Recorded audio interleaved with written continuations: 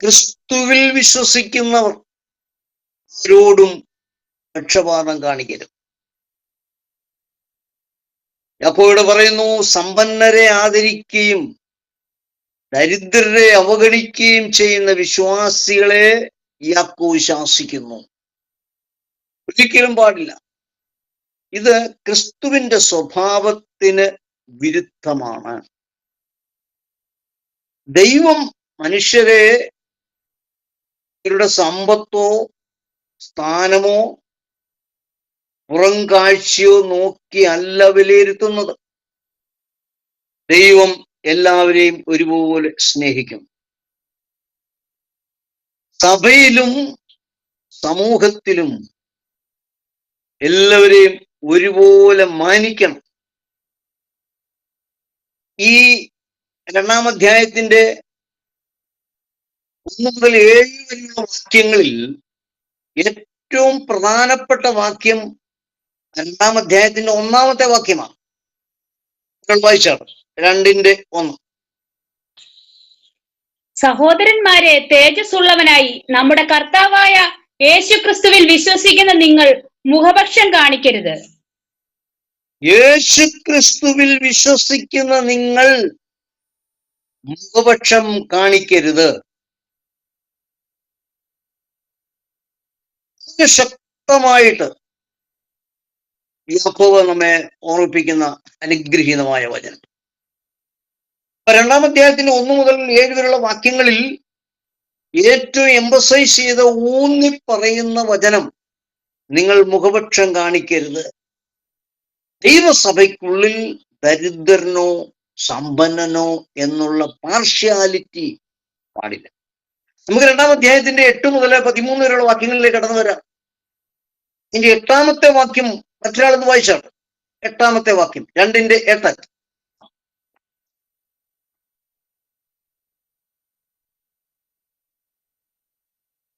Time waste ആക്കണ്ട. എന്നാൽ കൂട്ടുകാരനെ നിന്നെ പോലെ തന്നെ സ്നേഹിക്കണം എന്ന് തിരുവെഴുത്തിനൊത്തവണ്ണം രാജകീയ ന്യായ പ്രമാണം നിങ്ങൾ നിവർത്തിക്കുന്നുവല്ലോ. രാജകീയ ന്യായ പ്രമാണം നിങ്ങൾ നിവർത്തിക്കുന്നുവല്ലോ. 2-ാം അധ്യായം 8 മുതൽ 13 വരെ സ്നേഹത്തിന്റെ രാജകീയ ന്യായ പ്രമാണം, the royal law of love. നമുക്കറിയാം, നമ്മുടെ കർത്താവ് തന്റെ ഐഹിക ശുശ്രൂഷയിൽ വളരെ ശക്തമായിട്ട് എടുത്തു പറഞ്ഞതായ ഒരു വചനമാണ്, നിന്റെ അയൽക്കാരനെ നിന്നെ പോലെ തന്നെ സ്നേഹിക്കണം. മത്തായിയുടെ സുവിശേഷം 22-ാം അധ്യായം 39-ാമത്തെ വാക്യം, മാർക്കോസിന്റെ സുവിശേഷം 12-ാം അധ്യായം 31-ാമത്തെ വാക്യം, യാക്കോവിന്റെ ലേഖനം 2-ാം അധ്യായം 8-ാമത്തെ വാക്യം.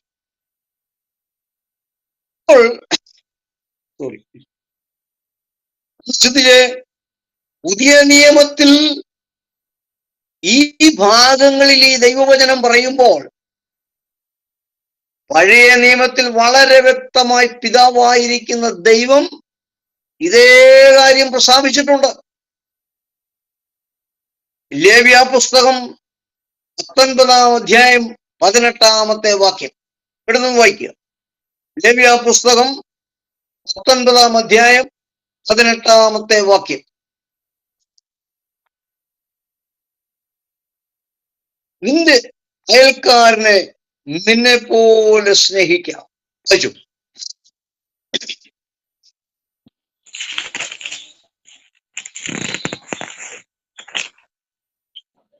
ലേവ്യ പുസ്തകം 19:18. പ്രതികാരം ചെയ്യരുത്, നിന്റെ ജനത്തിന്റെ മക്കളോട് പക വയ്ക്കരുത്, കൂട്ടുകാരനെ നിന്നെ പോലെ തന്നെ സ്നേഹിക്കണം. കൂട്ടുകാരനെ നിന്നെ പോലെ തന്നെ സ്നേഹിക്കണം. ഈ 8-ാം വാക്യത്തിൽ ഇതിന് രാജകീയ ന്യായ പ്രമാണം, റോയൽ ലോ ഓഫ് ലവ് എന്ന് പറയാൻ കാരണം എന്താ? ഇത് പ്രസ്താവിച്ചിരിക്കുന്നത് ഇത് നൽകിയിരിക്കുന്നത് പിതാവായ ദൈവം, രാജാതി രാജാവായ ദൈവം. ഇതുകൊണ്ടാണ് ഇതിനെ രാജകീയ ന്യായപ്രമാണം എന്ന് പറയുന്നത്. നമുക്കറിയാം നമ്മുടെ കർത്താവിനെ king of king, Lord of Lord, രാജാക്കന്മാരുടെ രാജാവ്. ഇത് പിതാവായ ദൈവം ഇത് പറഞ്ഞിരിക്കുന്നു. പുത്രനായിരിക്കുന്ന കർത്താവ് ഇതിനൊരു സുപ്രീം കമാൻഡ്മെന്റ് ആയിട്ടാണ് പറഞ്ഞിരിക്കുന്നത്. ന്യായപ്രമാണം മൊത്തമായി രണ്ട് കാര്യങ്ങളായി സംക്ഷിപ്തീകരിക്കുമ്പോൾ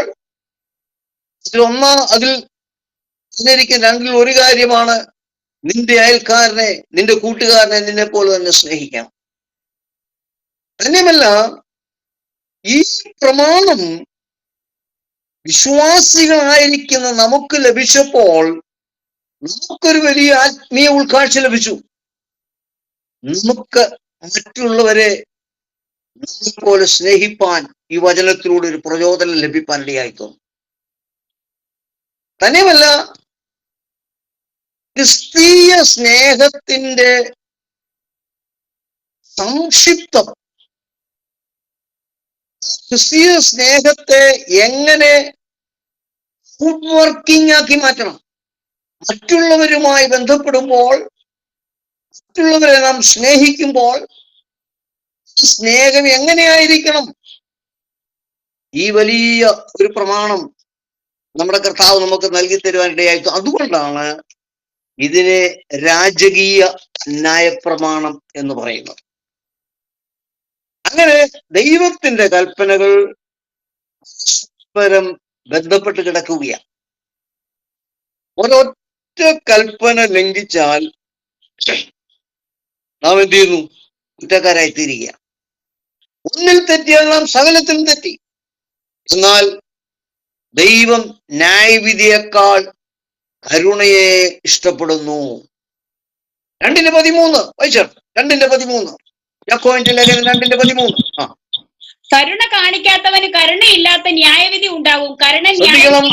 കരുണ കാണിക്കാത്തവന് കരുണയില്ലാത്ത ന്യായവിധി. അത്ര ശക്തമായി യാക്കോബ് നമ്മളെ പഠിപ്പിക്കുകയാണ്.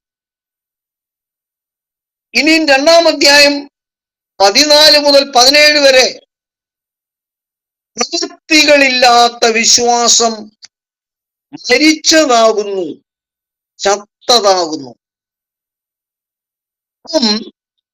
യഥാർത്ഥ വിശ്വാസം പ്രവൃത്തികളിലൂടെ പ്രകടമാക്കണം. യഥാർത്ഥ വിശ്വാസം പ്രവൃത്തികളിലൂടെ പ്രകടമാക്കണം. ഒരാൾക്ക് വിശ്വാസം ഉണ്ടെന്ന് പറയുകയും ആവശ്യത്തിലിരിക്കുന്ന ഒരു സഹോദരനെ സഹാതിരിക്കുകയും ചെയ്താൽ വിശ്വാസത്തിന് യഥാർത്ഥ വിശ്വാസം എന്ന് പറയാൻ പറ്റുകയില്ല. ഇതാണ് യാക്കോബ് ഇവിടെ പറയുന്നത്. അപ്പൊ ഒരാൾക്ക് വിശ്വാസമുണ്ടെന്ന് പറയുമ്പോൾ ആവശ്യത്തിലേക്കിരിക്കുന്ന ഒരു വ്യക്തിയെ നാം എന്ത് ചെയ്യണം? സഹോദരനെ നമ്മൾ സഹായിക്കണം. അപ്പോൾ രക്ഷിക്കുന്ന വിശ്വാസം എന്ന് പറയുന്നത് അറിവോ വാക്കുകളോ അല്ല, പക്ഷെ അത് ജീവിതത്തെ മാറ്റുന്ന ശക്തിയാണ്.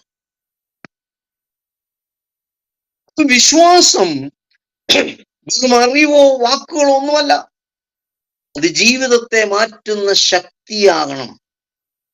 അപ്പോൾ അത് ശക്തിയായി തീരണമെങ്കിൽ പ്രവർത്തികളിൽ കൂടെ നമ്മുടെ വിശ്വാസം പ്രകടമാക്കണം.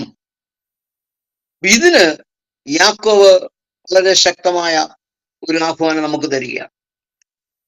2-ാം അധ്യായത്തിന്റെ 17-ാമത്തെ വാക്യം, ഈ പാരഗ്രാഫിൽ, ഈ പഠനത്തോളം ബന്ധത്തിൽ അതിന്റെ കീ വേഴ്സ് എന്ന് പറയുന്നത് 2:17 വാക്യമാണ്.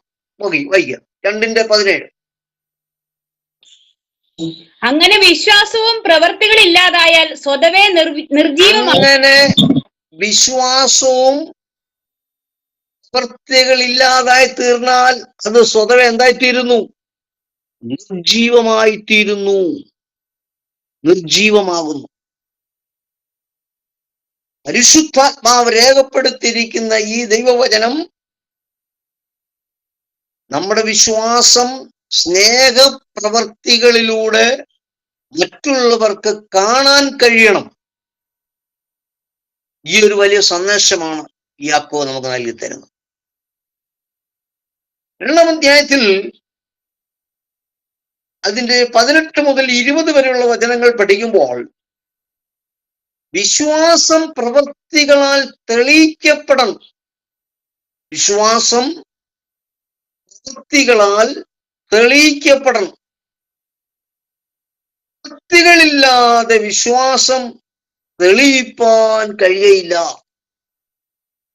പ്രവൃത്തികളില്ലാതെ വിശ്വാസം തെളിയിപ്പാൻ നമുക്ക് കഴിയുകയില്ല. അപ്പൊ ഇതിന്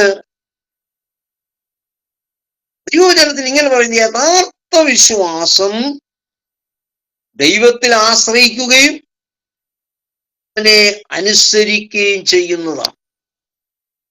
യഥാർത്ഥ വിശ്വാസം ദൈവത്തിൽ ആശ്രയിക്കുകയും ദൈവത്തെ അനുസരിക്കുകയും ചെയ്യുന്നതാണ്. കഴിഞ്ഞ 1-ാം അധ്യായത്തിൽ അവസാന വാക്യത്തിൽ നമ്മൾ ഇങ്ങനെ കണ്ടു, യഥാർത്ഥമായ ദൈവഭക്തിയോ അനാഥരെയും വിധവമാരെ അവരുടെ സങ്കടങ്ങളിൽ ചെന്ന് കാണുന്നതും ലോകത്താലുള്ള കളങ്കം പറ്റാതെ വണ്ണം തന്നെത്താൻ സൂക്ഷിക്കുന്നതുമാകുന്നു. നമ്മുടെ യഥാർത്ഥമായ ഭക്തിയെ കുറിച്ചാണ് പറയുന്നത്. ഭക്തി എന്ന് പറയുന്നത് റിലിജൻ എന്നുള്ള ആശയത്തിലാണ്. ദൈവഭക്തിയുടെ പുറമേയുള്ള പ്രകടനം ഇവിടെ പ്രതിപാദിക്കപ്പെടുന്നത്.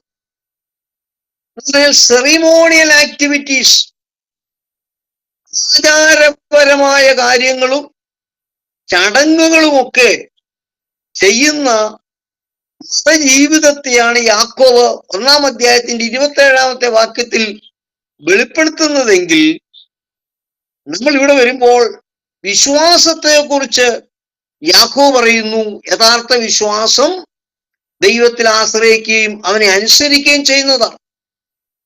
1-27 യഥാർത്ഥമായ ഭക്തിയോ എന്ന് പറഞ്ഞിട്ട് യാക്കോബ് ഇവിടെ കോട്ടി സംസാരിക്കുമ്പോൾ 2-ാം അധ്യായത്തിലേക്ക് കടന്നു വരുമ്പോൾ യഥാർത്ഥ വിശ്വാസം ഭക്തി 2 വിഷയങ്ങളാണ്. പുറമേയുള്ള പ്രകടനങ്ങളും ആചാരങ്ങളും ചട്ടങ്ങളും ഇതിന് ഊന്നൽ നൽകി കൊടുക്കുന്ന ഒരു ജീവിതമാണ് യഥാർത്ഥ ഭക്തി ജീവിതം എന്ന് പറയുന്നത്. വിശ്വാസം അതല്ല. വിശ്വാസം ദൈവത്തിൽ ആശ്രയിക്കുകയും യേശു ക്രിസ്തുവിൽ പൂർണ്ണമായി ഭരമേൽപ്പിക്കുകയും ചെയ്യുന്നതാണ്. വിശ്വാസം ഹൃദയത്തിൽ നിന്ന് ആരംഭിക്കുന്നു. അതുകൊണ്ടാണ് റോമാലേഖനം 10-ാം അധ്യായം 9-ാമത്തെ വാക്യം പറയുന്നത്, കർത്താവായ യേശു ക്രിസ്തുവിനെ ഹൃദയം കൊണ്ട് വിശ്വസിക്കുകയും. വിശ്വാസം ഹൃദയത്തിൽ നിന്ന് ആരംഭിക്കുന്നു. 2, വിശ്വസിക്കുന്ന ഒരു വ്യക്തി ദൈവത്തിന്റെ വാഗ്ദത്തങ്ങളിൽ ആശ്രയിക്കുന്നു. യഥാർത്ഥമായ വിശ്വാസി മറ്റുള്ളവരെ രക്ഷയിലേക്ക് നയിക്കുന്നു. ഒരു വിശ്വാസിയുടെ ഉള്ളിലുള്ളത് ആത്മീയ അനുഭവങ്ങളാണ്. ഭക്തി, വിശ്വാസം, ഈ 2 വിഷയങ്ങളെ വളരെ ശക്തമായ നിലയിൽ യാക്കോബ് പറഞ്ഞിട്ട് ഇവിടെ 2 ഉദാഹരണങ്ങൾ യാക്കോബ് ഇവിടെ പറയുന്നുണ്ട്. ഒന്ന് കാണാൻ കഴിയുന്നുണ്ട്. ആയിട്ട് വരുമ്പോൾ ആ കാര്യങ്ങൾ വളരെ വ്യക്തമായിട്ട് യാക്കോബ് പറയുന്നുണ്ട്. അബ്രഹാം ദൈവത്തെ വിശ്വസിച്ചു, അതവന് നീതിയായി കണക്കിട്ടു. പുസ്തകം 15-ാം അധ്യായം 6-ാമത്തെ വാക്യം നമ്മൾ വായിക്കുമ്പോൾ അബ്രഹാം ദൈവത്തെ വിശ്വസിച്ചു. അബ്രഹാം ദൈവത്തെ വിശ്വസിച്ചു, പക്ഷേ വിശ്വാസത്താൽ നീതീകരിക്കപ്പെട്ടു, പ്രവൃത്തികളാലും നീതീകരിക്കപ്പെട്ടു. എന്ന് പറഞ്ഞാൽ അവൻ വിശ്വസിക്കുക മാത്രമല്ല, അവൻ പ്രവൃത്തിയിൽ കൂടെ പ്രാവർത്തികമാക്കി. അപ്പോൾ യാക്കോബ് പ്രവൃത്തിയില്ലാത്ത വിശ്വാസം നിർജീവമാണെന്ന് സമർപ്പിക്കുക. യാക്കോബിന്റെ ഭാഷയിൽ പറഞ്ഞാൽ, വിശ്വാസം വേരാണെങ്കിൽ ഫലമാണ്. ശക്തിയേറിയ ബലമുള്ള വേരോട് കൂടിയതായ ഒരു വൃക്ഷം നല്ല ഫലം പുറപ്പെടുവിക്കുന്നു. വിശ്വാസം വേരാണ്. മതം എന്ന് പറയുന്നത്, ഭക്തി എന്ന് പറയുന്നതാണ് ഫലം. വേരാരോഗ്യമുള്ളതാണെങ്കിൽ അതിൽ ഫലമുണ്ടാവും. വിശ്വാസം വലുതാണെങ്കിൽ അവിടെ റിസൾട്ട് ഉണ്ടാവും. ഈ ഒരു വലിയ സത്യം യാക്കോബ് നമ്മളെ പഠിപ്പിക്കുകയാണ്. ക്രിസ്തീയ സത്യങ്ങൾ അറിയുക മാത്രമല്ല, അതനുസരിച്ച് ജീവിക്കുകയും വേണം എന്നുള്ള വലിയൊരു സത്യം യാക്കോബ് ഈ ഭാഗത്ത് നമുക്ക് നൽകി തരികയാണ്. ഇനി അതിന്റെ അടുത്ത ഭാഗത്തിലേക്ക് നമ്മൾ കടന്നു വരുമ്പോൾ, അധ്യായത്തിന്റെ 21 മുതൽ 26 വരെയുള്ള വാക്യങ്ങൾ നമ്മൾ പഠിക്കുമ്പോൾ അബ്രഹാമിന്റെ മാതൃക യാക്കോബ് പറയുന്നുണ്ട്. അബ്രഹാമിന്റെ വിശ്വാസം അനുസരണത്തിലൂടെ തെളിയിക്കപ്പെട്ടു. He proved his faith. Experiencing the faith. Proving the faith. വിശ്വാസം അനുഭവിക്കുമ്പോൾ തന്നെ അത് തെളിയിക്കുകയും വേണം. ഇവിടെ അബ്രഹാം വിശ്വസിച്ചു. പക്ഷേ വിശ്വസിക്കുക മാത്രമല്ല, അവന്റെ അനുസരണത്തിലൂടെ അത് വിശ്വാസം അവൻ തെളിയിച്ചു. The sacrifice of Isaac, ഇസഹാക്കിന്റെ യാഗത്തിലൂടെ, ഇസഹാക്കിനെ യാഗം കഴിക്കാൻ കൊണ്ടുപോകുന്നതിലൂടെ, അതിന്റെ ക്രമീകരണം ചെയ്യുന്നതിലൂടെ, അവൻ ആശയ്ക്ക് വിരോധമായ ആശയോടെ വിശ്വസിച്ച് ലഭിച്ച ഇസഹാക്കിനെ അവന്റെ വിശ്വാസത്താൽ ദൈവത്തെ അനുസരിച്ചു. അങ്ങനെ വിശ്വാസവും പ്രവൃത്തിയും ഒരുമിച്ച് പ്രവർത്തിക്കുന്നു. അനുസരണം വിശ്വാസത്തിന്റെ യാഥാർത്ഥ്യം തെളിവാക്കും. Is evidence of genuine faith. വലിയ ആത്മീയ സത്യം യാക്കോബ് നമുക്ക് നൽകി തരികയാണ്. 2-ാം അധ്യായത്തിന്റെ 22-ാമത്തെ വാക്യം കമലം വായിച്ചാൽ. 2-ാം അധ്യായത്തിന്റെ 22-ാമത്തെ വാക്യം.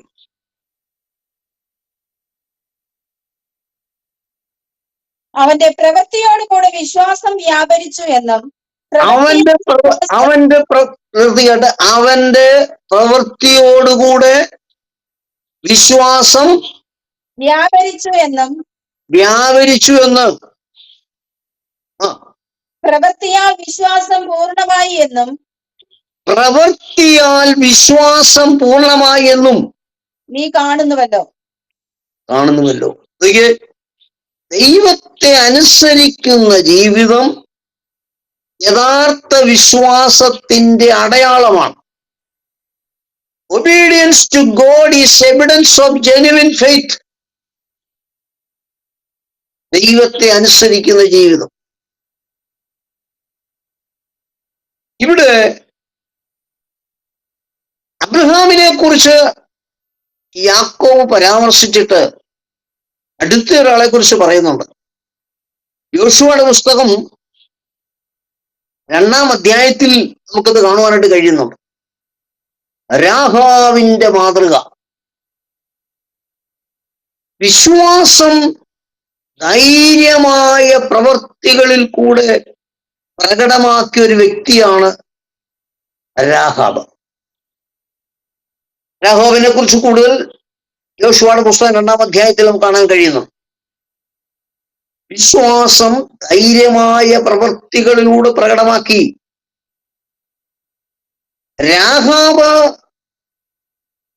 നോക്കുമ്പോൾ അത്ര നല്ല പ്രവൃത്തികളല്ല ചെയ്തതെന്ന് നമുക്ക് തോന്നും. പക്ഷേ രാഹാബ് ദൈവത്തിൽ വിശ്വസിച്ചതിനാൽ ഇസ്രായേൽ ചാരന്മാരെ സംരക്ഷിച്ചു. അവൾ ദൈവത്തിൽ വിശ്വസിച്ചു. അതിന്റെ ഫലമായി ഇസ്രായേൽ ചാരന്മാരെ സംരക്ഷിച്ചു. വിശ്വാസം ധൈര്യമായ പ്രവൃത്തികളിലൂടെ പ്രകടമാക്കി.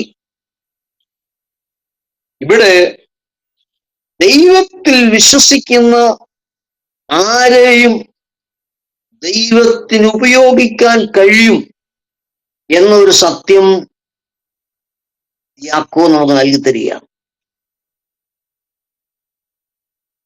മുഖപക്ഷം കാണിക്കരുത്. ദരിദ്രനെന്നോ സമ്പന്നനെന്നോ ഉള്ളൊരു ഭേദം നമ്മളിൽ ഉണ്ടാകരുത്. എല്ലാവരെയും ഒരുപോലെ കാണുവാൻ കഴിയണം. എല്ലാവരെയും ചേർത്ത് പിടിക്കണം. No one leave behind. ആരെയും നമ്മൾ പിന്നിലേക്ക് മാറ്റരുത് എന്നൊക്കെ പഠിപ്പിച്ചിട്ട് യാക്കോബ് ഇവിടെ പറയുന്നു, അത് രാഹാബിനെ കുറിച്ച് പറയുക. അംഗീകരിക്കാൻ ബുദ്ധിമുട്ടുണ്ട്. പക്ഷേ അവൾ ദൈവത്തിൽ വിശ്വസിച്ചു. ഇസ്രായേൽ ചാരന്മാരെ സ്വീകരിച്ചു. ധൈര്യത്തോടെ അവരുടെ വിശ്വാസം പ്രകടമാക്കി.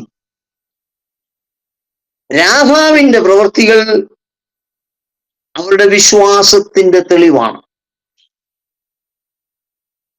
നമുക്ക് നമുക്ക് പഠിക്കുവാനായിട്ടുള്ള ഒരു വലിയ സന്ദേശം ഇവിടെ നമുക്ക് ലഭിക്കുന്നുണ്ട്.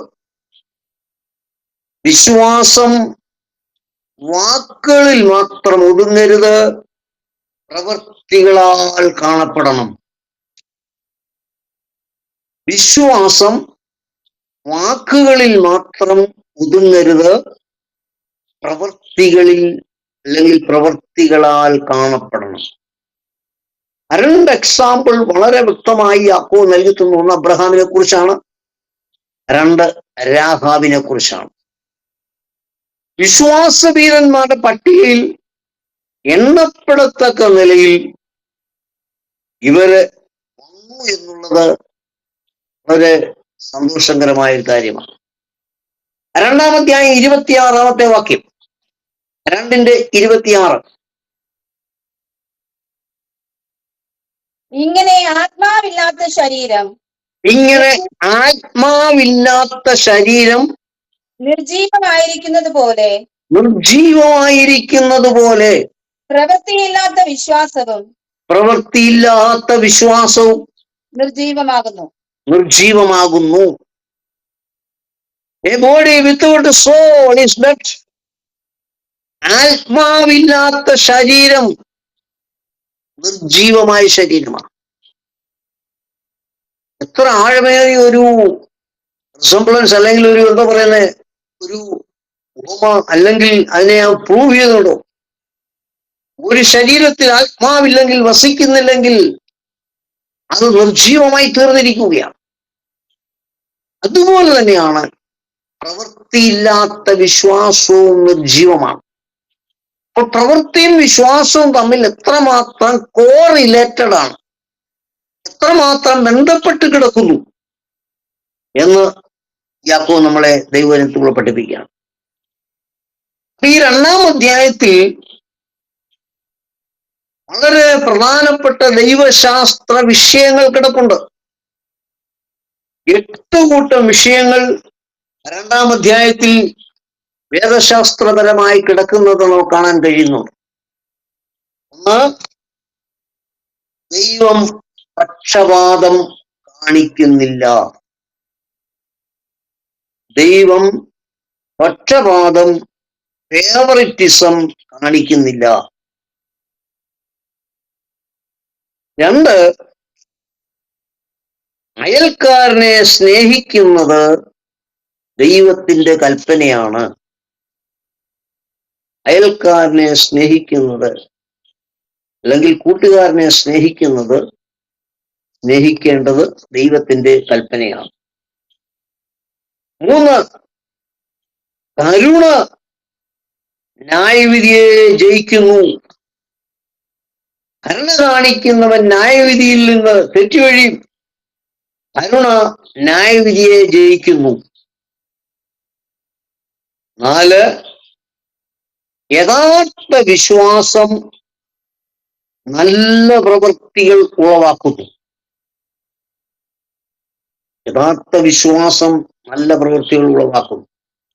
5, വിശ്വാസവും അനുസരണവും ഒരുമിച്ചാണ് സഞ്ചരിക്കുന്നത് അല്ലെങ്കിൽ നടക്കുന്നത്. വിശ്വാസവും അനുസരണവും. അബ്രഹാമിന്റെ എക്സാമ്പിൾ അതാണ് പറയുന്നത്. 6, ക്രിസ്തീയ വിശ്വാസം പ്രായോഗികമായിരിക്കണം. കേവലം വാക്കുകളിൽ ഒതുങ്ങരുത്. ക്രിസ്തീയ വിശ്വാസം പ്രായോഗികമായിരിക്കണം. 7, അബ്രഹാമും രാഹാവും ജീവനുള്ള വിശ്വാസത്തിന്റെ മാതൃകകളാണ്. അബ്രഹാമും രാഹാവും ജീവനുള്ള വിശ്വാസത്തിന്റെ മാതൃകകളാണ്. ജീവനുള്ള വിശ്വാസവുമുണ്ട്, നിർജീവ വിശ്വാസവുമുണ്ട്. അബ്രഹാമും രാഹാവും ജീവനുള്ള വിശ്വാസത്തിന്റെ മാതൃകകളാണ്. 8, പ്രവൃത്തികളില്ലാത്ത വിശ്വാസം മരിച്ചതാകുന്നു അല്ലെങ്കിൽ ചത്തതാകുന്നു. പ്രവൃത്തികളില്ലാത്ത വിശ്വാസം മരിച്ചതാകുന്നു അല്ലെങ്കിൽ ചത്തതാകുന്നു. ഇങ്ങനെ 2-ാം അധ്യായം നമ്മെ പഠിപ്പിക്കുന്നത് യഥാർത്ഥ ക്രിസ്തീയ വിശ്വാസം വാക്കുകളിൽ മാത്രം ഒതുങ്ങുന്നതല്ല എന്നതാണ്. അത് സ്നേഹത്തിലും കരുണയിലും അനുസരണയിലും നല്ല പ്രവൃത്തികളിലും പ്രകടമായി തീരണം. യഥാർത്ഥ വിശ്വാസം സ്നേഹത്തില്, കരുണയില്, അനുസരണത്തില്, നല്ല പ്രവൃത്തികളിൽ, നല്ല ഡീഡ്സ് പ്രകടമാകണം. ദരിദ്രനെയോ സമ്പന്നനെയോ വേർതിരിക്കാതെ എല്ലാവരെയും ഒരുപോലെ കാണുവാൻ ആഹ്വാനം ചെയ്യുന്നു. അബ്രഹാമിന്റെയും രാഹാവിന്റെയും ജീവിതങ്ങൾ യഥാർത്ഥ വിശ്വാസം പ്രവൃത്തികളിലൂടെ തെളിയിക്കപ്പെടുന്നതിന്റെ ഉദാഹരണങ്ങളാണ്. അതിനാൽ ഓരോ വിശ്വാസിയും തന്റെ വിശ്വാസം ജീവിതത്തിൽ ഫലപ്രദമാണോ എന്ന് പരിശോധിക്കണം. ജീവനുള്ള വിശ്വാസം സ്നേഹത്തോടെയും സേവനത്തോടെയും അനുസരണത്തോടെയും പ്രവർത്തിക്കുന്ന വിശ്വാസമാണ്. വളരെ ഇമ്പോർട്ടൻറ്റ്. ജീവനുള്ള വിശ്വാസം സ്നേഹത്തോടെയും സേവനത്തോടെയും അനുസരണത്തോടെയും പ്രവർത്തിക്കുന്ന വിശ്വാസമാണ്. ഇത് ദൈവത്തെ മഹത്വപ്പെടുത്തുകയും മറ്റുള്ളവർക്ക് അനുഗ്രഹമാകുകയും ചെയ്യും. 3-ാം അധ്യായത്തിലേക്ക് പ്രവേശിക്കുമ്പോൾ 3-ാം അധ്യായത്തിന്റെ 1-2 വാക്യങ്ങൾ ഉപദേഷ്ടാക്കൾക്കുള്ള ഒരു മുന്നറിയിപ്പാണ്. ഉപദേഷ്ടാക്കൾക്കുള്ള മുന്നറിയിപ്പ്. A warning to teachers. A warning to teachers. ഉപദേഷ്ടാക്കൾക്കുള്ള മുന്നറിയിപ്പ്. 3-ാം അധ്യായം 1-2 വാക്യങ്ങൾ.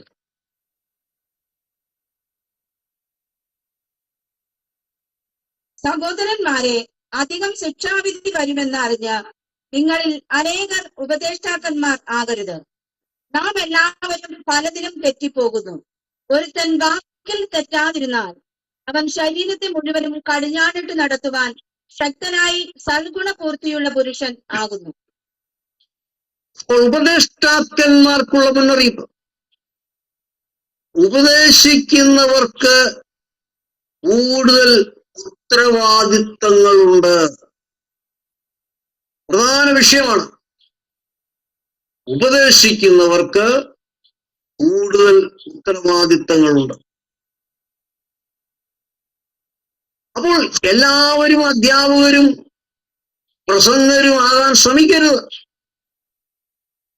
ദൈവവചനം പഠിപ്പിക്കുന്നവർ കൂടുതൽ കർശനമായി ന്യായവിധി ചെയ്യപ്പെടും. എല്ലാവർക്കും തെറ്റുകൾ സംഭവിക്കും. എന്നാൽ പക്വതയുള്ള വിശ്വാസി തന്റെ വാക്കുകളെ നിയന്ത്രിക്കും. 3-ാം അധ്യായത്തിന്റെ 1-2 വാക്യങ്ങൾ.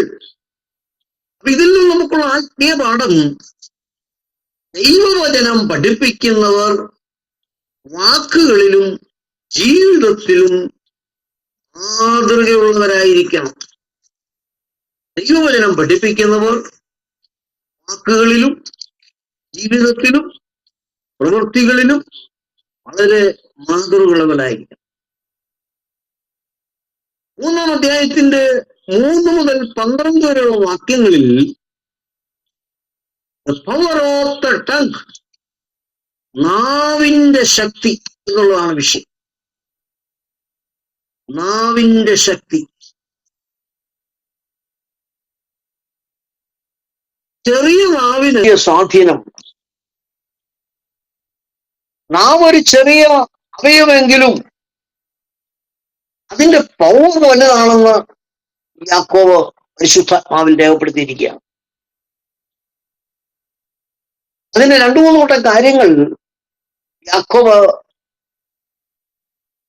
ഒരു മെറ്റഫോറിസം എന്ന നിലയിൽ ഇവിടെ പറയുന്നു. എന്ന് ചോദിച്ചാൽ, കുതിരയുടെ വായിലെ കടിഞ്ഞാണ് പോലെ നാവ് ജീവിതത്തെ നിയന്ത്രിക്കുന്നതിൽ വലിയ സ്വാധീനം ചെലുത്തുന്നു. ബലമുള്ള കുതിര, ആ കുതിരയെ കടിഞ്ഞാണില്ലാതെ ഒരു മനുഷ്യനെ നിയന്ത്രിപ്പാൻ കഴിയില്ല. ഇതുപോലെ കുതിരയുടെ വായിലെ കടിഞ്ഞാണ് പോലെ നാവ് നമ്മുടെ ജീവിതത്തെ നിയന്ത്രിക്കുന്നതിൽ വലിയ സ്വാധീനം. അടുത്തൊരു ഉപമ പറയുന്നത്, വലിയ കപ്പലിനെ നിയന്ത്രിക്കുന്ന ചുക്കാൻ പോലെ, ആങ്കർ, ചുക്കാൻ പോലെ നാവ് നമ്മുടെ ജീവിതത്തിന്റെ ദിശയ്ക്ക് മാറ്റം വരുത്തുവാൻ സഹായിക്കുന്നു. വലിയ കപ്പൽ, അതിന് ചെറിയ ആങ്കർ, ചുക്കാൻ, അതെന്ത് ചെയ്യുന്നു? ദിശകളെ മാറ്റുവാൻ ഉപകരിക്കുന്നത് പോലെ നമ്മുടെ നാവ് നമ്മുടെ ജീവിതത്തെ മാറ്റിമറിക്കുവാനായിട്ട് സഹായിക്കുന്ന ഒരു വിഷയമാണ്. ഇനി മറ്റൊന്ന് പറഞ്ഞു, എ സ്മോൾ സ്പാർക്ക്, ചെറിയ തീപ്പൊരി വലിയ കാടിനെ കത്തിക്കുന്നത് പോലെ ഒരു തെറ്റായ വാക്ക് വലിയ നാശം വരുത്താൻ സാധ്യതയുണ്ട്. അപ്പോൾ ഇങ്ങനെയുള്ള 2-3 കൂട്ടം കാര്യങ്ങൾ യാക്കോബ് പറഞ്ഞിട്ട് നാവിനെ കടിഞ്ഞാണിടേണ്ടതായിരിക്കുന്ന വിഷയങ്ങൾ, നാവിനെ ഏത് നിലയിൽ ഉപയോഗിക്കണം എന്നുള്ളതിനെ കുറിച്ച്. അപ്പം യാക്കോബിന്റെ ഉള്ളിൽ ചില സംശയങ്ങൾ, ചില ചോദ്യങ്ങളുണ്ട്. എന്താണെന്നറിയാമോ? നാം ഒരേ നാവ് കൊണ്ട് ദൈവത്തെ സ്തുതിക്കുമ്പോൾ അതേ നാവ് ഉപയോഗിച്ച് മറ്റൊരാളെ ശപിക്കുന്നത് ശരിയാണോ? യാക്കോബിന്റെ ന്യായമായ ഒരു ചോദ്യമാണ്. അപ്പം ഒരേ നാവ് കൊണ്ട് ദൈവത്തെ സ്തുതിക്കുന്നു, അതേ നാവ് ഉപയോഗിച്ച് മറ്റൊരാളെ ശപിക്കുന്നു. അപ്പോൾ ദൈവത്തിന്റെ സ്വരൂപത്തിൽ സൃഷ്ടിക്കപ്പെട്ട മനുഷ്യരെ നമുക്ക് നിന്ദിക്കുവാൻ കഴിയുമോ? യാക്കോബ് ഇങ്ങോട്ട് ചോദ്യം ചോദിക്കാം. വചനം വായിക്കുമ്പോൾ നമ്മളോട് ഇങ്ങോട്ട് ചോദിക്കുകയാണ് യാക്കോബ്. ഒരേ നാവിൽ നിന്ന് കയ്പും മധുരവും പുറപ്പെടുവിക്കുവാൻ ഒരു വിശ്വാസിക്ക് അധികാരമുണ്ടോ? ഇങ്ങനെയുള്ള 2 ചോദ്യങ്ങൾ യാക്കോബ് നമുക്ക് ഇട്ടിരിക്കുകയാണ്. ഒരേ നാവ് കൊണ്ട് ദൈവത്തെ സ്തുതിക്കുക, അതേ നാവ് കൊണ്ട് മറ്റുള്ളവരെ ശപിക്കുകയും ചെയ്യുവാൻ ഒരു ദൈവവേദന അധികാരമുണ്ടോ? അത് ശരിയാണോ? ഇങ്ങനെ നമ്മുടെ വാക്കുകൾ നമ്മുടെ ഹൃദയത്തിന്റെ അവസ്ഥ വെളിപ്പെടുത്തുന്നു. 1-ാം അധ്യായത്തിൽ നമ്മളത് ജസ്റ്റ് ഒന്ന് പരാമർശ വിഷയമാണ്. വാക്കുകൾ നമ്മുടെ ഹൃദയത്തിന്റെ അവസ്ഥകളെ വെളിപ്പെടുത്തുന്നു. അതിനാൽ വാക്കുകൾ സൂക്ഷിച്ച് ഉപയോഗിക്കണം എന്നുള്ള വലിയ ആത്മീയ പാഠം വചനത്തിൽ യാക്കോബ് നമുക്ക് നൽകിത്തരികയാണ്. 3-ാം അധ്യായത്തിന്റെ 13 മുതൽ 18 വരെയുള്ള വാക്യങ്ങൾ, 3-ാം അധ്യായത്തിന്റെ 13 മുതൽ 18 വരെയുള്ള വാക്യങ്ങൾ ഒന്ന് വായിച്ചാൽ. 3-ാം അധ്യായത്തിന്റെ 13 മുതൽ 18 വരെയുള്ള വാക്യങ്ങൾ. നിങ്ങളിൽ ജ്ഞാനിയും വിവേകിയുമായവൻ ആർ? അവൻ ജ്ഞാനലക്ഷണമായ സൗമ്യതയോടെ നല്ല നടപ്പിൽ തന്റെ പ്രവൃത്തികളെ കാണിക്കട്ടെ. എന്നാൽ നിങ്ങൾക്ക് ഹൃദയത്തിൽ കയ്പുള്ള ഈർഷ്യയും ശാഠ്യവും ഉണ്ടെങ്കിൽ സത്യത്തിന് വിരോധമായി പ്രശംസിക്കുകയും ഭോഷ്ക് പറയുകയും അരുത്. ഇത് ഉയരത്തിൽ നിന്ന് വരുന്ന ജ്ഞാനമല്ല, ഭൗമികവും പ്രാകൃതവും പൈശാചികവുമായതത്രേ. ഈർഷ്യയും ശാഠ്യവും ഉള്ളയിടത്ത് കലക്കവും സകല ദുഷ്പ്രവൃത്തിയും ഉണ്ട്. ഉയരത്തിൽ നിന്നുള്ള ജ്ഞാനമോ ഒന്നാമത് നിർമ്മലവും, പിന്നെ സമാധാനവും ശാന്തതയും അനുസരണവുമുള്ളതും കരുണയും സൽഫലവും നിറഞ്ഞതും പക്ഷപാതവും കപടവുമില്ലാത്തതും ആകുന്നു. എന്നാൽ സമാധാനമുണ്ടാക്കുന്നവർ സമാധാനത്തിൽ വിതച്ചു നീതി എന്ന ഫലം കൊയ്യും. 3-ാം അധ്യായത്തിന്റെ 13 മുതൽ 18 വരെയുള്ള വാക്യങ്ങളിൽ യഥാർത്ഥ ജ്ഞാനവും ലോകജ്ഞാനവും എന്നുള്ള വിഷയമാണ്. True wisdom and false wisdom. ജ്ഞാനവും വിവേകവും നമ്മൾ പഠിച്ചു. പ്രധാന വിഷയം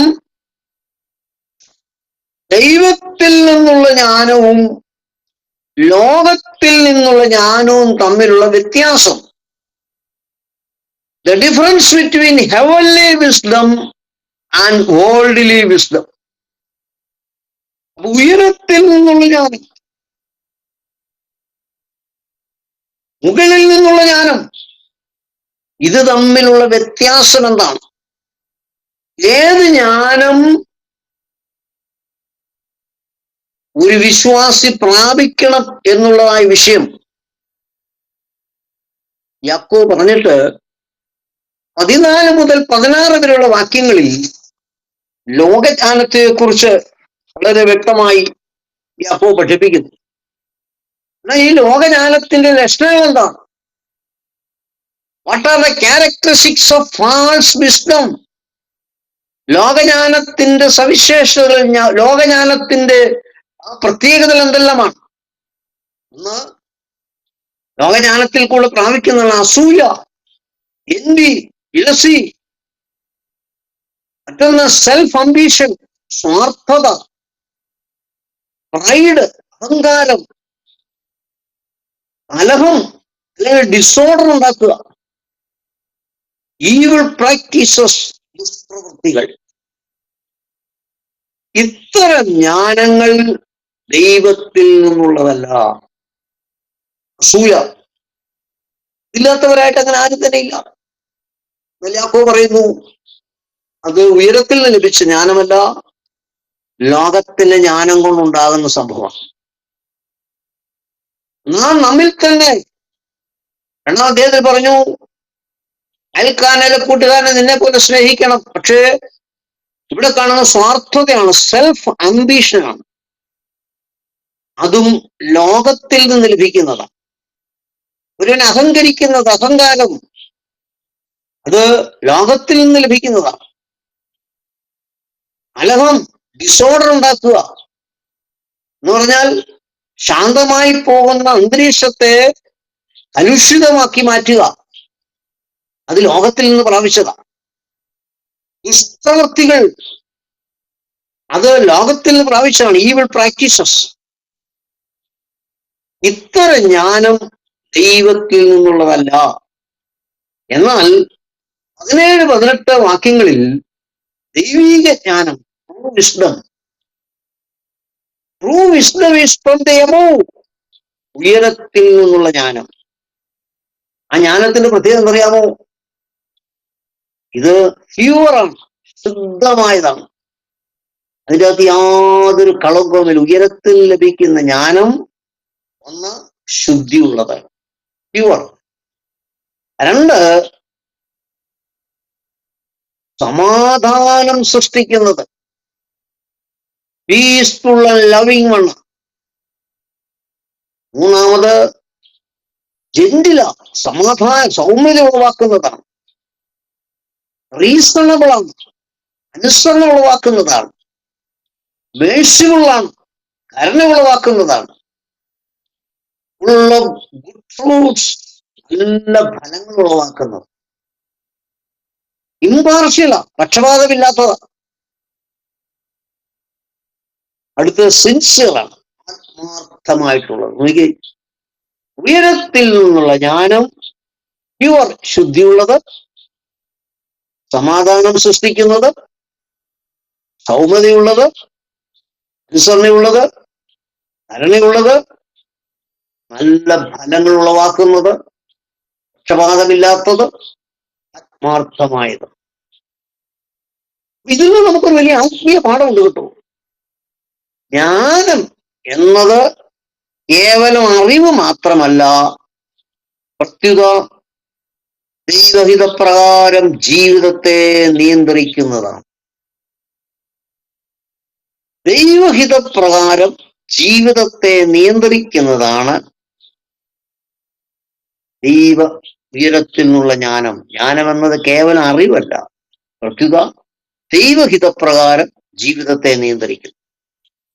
അപ്പോൾ ഈ 3-ാം അധ്യായത്തിൽ യാക്കോബ് നമ്മളെ പഠിപ്പിക്കുന്നത് ഒരു ക്രിസ്തു ഭക്തന്റെ അല്ലെങ്കിൽ ഭക്തിയുടെ ആത്മീയ പക്വത 2 കാര്യങ്ങളിലൂടെ പ്രകടമാകും.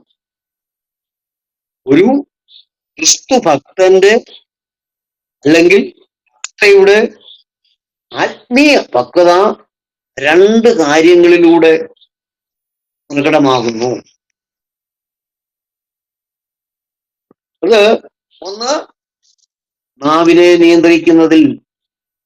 2, ദൈവിക ജ്ഞാനത്തോടെ ജീവിക്കുന്നതിൽ. ഒരു ഭക്തന്റെ അല്ലെങ്കിൽ ഭക്തിയുടെ ജീവിതത്തെ സ്വാധീനിക്കുന്ന പ്രധാനപ്പെട്ട 2 കാര്യങ്ങൾ. ഒന്ന്, നാവിനെ നിയന്ത്രിക്കുന്ന ഒരു വ്യക്തി. 2, ദൈവിക ജ്ഞാനത്തോടെ ജീവിക്കുന്നത്. ഇങ്ങനെ 3-ാം അധ്യായത്തിൽ നമ്മുടെ വാക്കുകൾ എത്രമാത്രം നിയന്ത്രണമുള്ളതായിരിക്കണം, എത്രമാത്രം കടിഞ്ഞാണിടേണ്ടത് ആവശ്യമാണ്. നമ്മുടെ വാക്കുകൾ മറ്റുള്ളവരെ പുകഴ്ത്താനും ഇകഴ്ത്താനും കഴിയും. നമ്മുടെ വാക്കുകൾ കൊണ്ട് മറ്റൊരാളെ പുകഴ്ത്തുവാനും കഴിയും, അതിന്റെ ഓപ്പോസിറ്റ് ഇകഴ്ത്തുവാനും കഴിയും. പറഞ്ഞാൽ ഒരാളെ നമുക്ക് വാക്കുകളിൽ കൂടി അങ്ങ് ഉയർത്താൻ കഴിയും.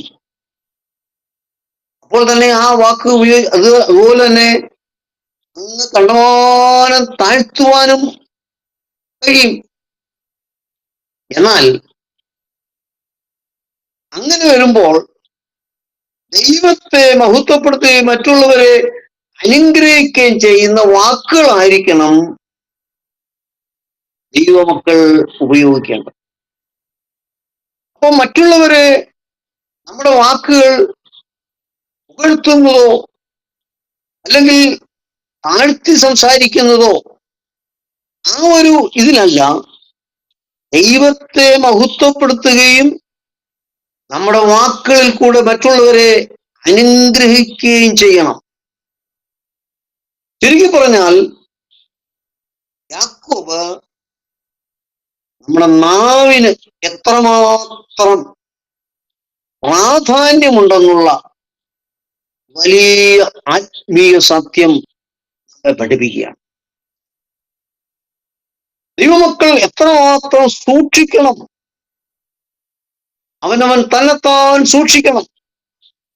അതുപോലെ രണ്ടാമത്തെ വിഷയം, യഥാർത്ഥ ജ്ഞാനം ലോകത്തിൽ നിന്നുള്ളതല്ല, അത് ദൈവത്തിൽ നിന്നാണ് വരുന്നത്. ദൈവിക ജ്ഞാനം സമാധാനവും നീതിയും വിനയവും സ്നേഹവും ഉളവാക്കുന്നു. ദൈവിക ജ്ഞാനം സമാധാനവും നീതിയും വിനയവും സ്നേഹവും ഉളവാക്കുന്നു. അപ്പോൾ നാം ഓർത്തിരിക്കേണ്ട ചില കാര്യങ്ങളുണ്ട്. ഒന്ന്, നാവിനെ നിയന്ത്രിക്കുക. രണ്ട്, മറ്റുള്ളവരെ അനുഗ്രഹിക്കുന്ന വാക്കുകൾ സംസാരിക്കുക. മൂന്ന്, ലോകജ്ഞാനത്തെക്കാൾ ദൈവിക ജ്ഞാനം അന്വേഷിക്കുക. നാല്, സമാധാനവും വിനയവും നീതിയും നിറഞ്ഞ ജീവിതം നയിക്കുക. Once more.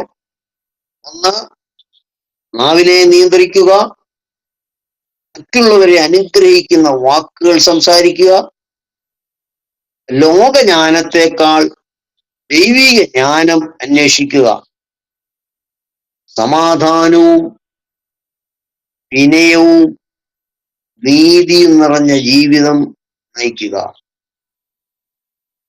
മൂന്നാം അധ്യായത്തിലെ ഏറ്റവും പ്രധാനപ്പെട്ട വാക്യം എന്ന് പറയുന്നത് അതിന്റെ 17-ാമത്തെ വാക്യമാണ്. വായിച്ചാൽ 3:17.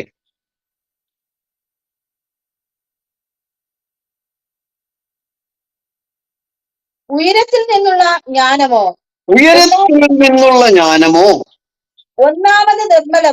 ഒന്നാമത് നിർമ്മലവും പിന്നെ സമാധാനവും ശാന്തതയും അനുസരണവുമുള്ളതും കരുണയും സൽഫലവും നിറഞ്ഞതും പക്ഷപാതവും കപടവും ഇല്ലാത്തതും ആകുന്നു.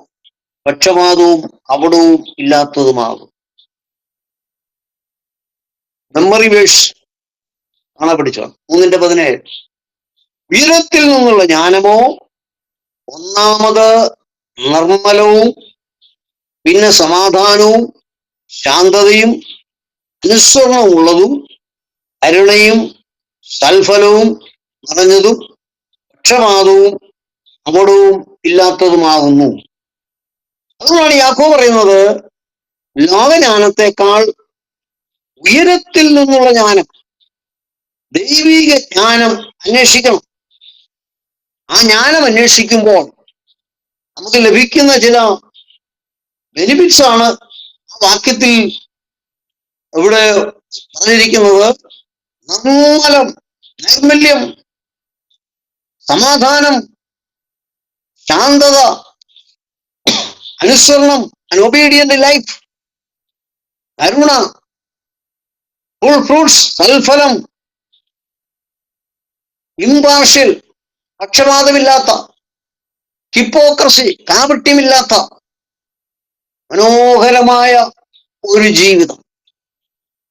ഈ ജീവിതം യഥാർത്ഥ ക്രിസ്തീയ ജീവിതമാണെന്ന് യാക്കോബ് നമ്മളെ മനസ്സിലാക്കുന്നു.